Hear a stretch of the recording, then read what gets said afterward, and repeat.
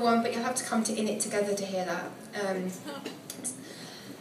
And this first poem is called The Final Itinerary, and I wrote this because there was, it's not morbid, there was a poetry competition that was about dying, and I kind of felt, I'm actually the mother of a little boy, I'm the mother of 3 wonderful children, but I've got a little boy who's 7, and he's had a small bowel transplant, and I'm in a position where I know that I will outlive my son, and it's quite a difficult position to be in, so I kind of felt I wanted to write something about that, but I didn't want it to be sad, if you get it. So after trying all day to write something, I ended up writing this, and it's called The Final Itinerary.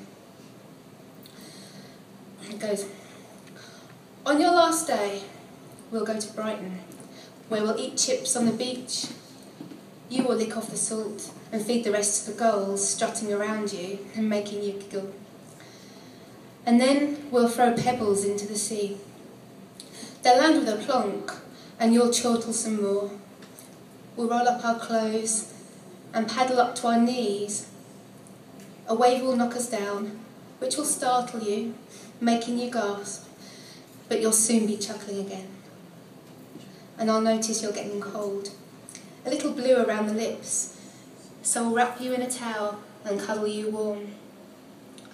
We'll run along the stones trying to fly a kite, and when it doesn't leave the ground, you will laugh again. But I'll see you're tired, and it's time to go. I'll hold you tightly and whisper in your ear, making sure you know how much I love you. I'll carry you to the station and tuck you up in a tiny wooden bed, covered in a patchwork quilt made of dreams.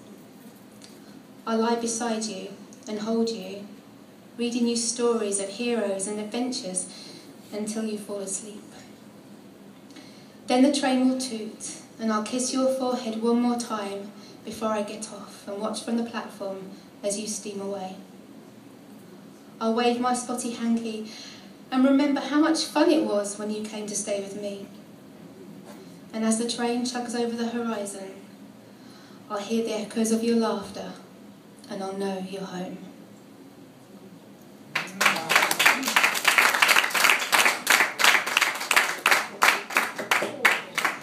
If that wasn't emotional enough, I've kind of given myself a hard task today. Sometimes you get someone who comes into your life and they just touch you. They touch you so much, and you know that once you've met them, your life's never going to be the same again. And I have had an amazing friend called Louise. And back in November, after Acoustically speaking, I went home, put on Facebook, and I realised that Lou had passed away. And I knew she was very sick, but she was one of these people that was just always going to be there, because every time I met her, there was something else failing. She'd had a transplant. I met her through the transplant community that we joined when my son had a transplant. And I knew that on paper it was a walking miracle that she was still alive, but I just kind of felt that she always would be, and all of a sudden she was gone. And this is my poem to Lou. And it's written in rhyme, which is, I don't always write in rhyme. And this is something I wanted to share here. It's not something that I would share very often, but it's something that I'm going to share with you. It's called Just Lou. It doesn't seem right, I can't think it's true. But I know you're not there when I look for you. No calls, no texts, no tweets. You flew away with no goodbye, no understanding why, just here, then gone. And I have this ache in my chest and it won't go away.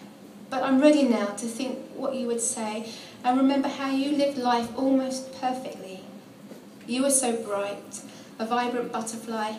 Live life for the moment, you would cry, as you flitted around, fueling on everything that was beautiful, then shining it out, a beacon, making everyone cheerful. But as a butterfly, you were fragile.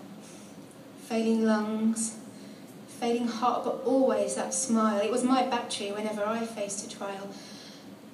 And I've got so much more than a memory. Your handprint is here, at the heart of me, and the seed you put there became a tree of inspiration, a new creation. me becoming the person you could see. Because when you looked, you believed in something more than I thought I could be. And I'm sharing this because I want everyone to know. And this is a place I wanted for us to go. But we were just waiting for the spring, when the bugs stopped niggling and warmer weather made it safer for us to be together. So now you're here, you're centre stage, and all you were flows on every page of words and rhymes I'll ever write, because you're the one that showed me it was right to dream and fight until those dreams come true. And that's what I'm doing, because of you. Thank you. Oh my goodness. I really want you to really clap for Sarah.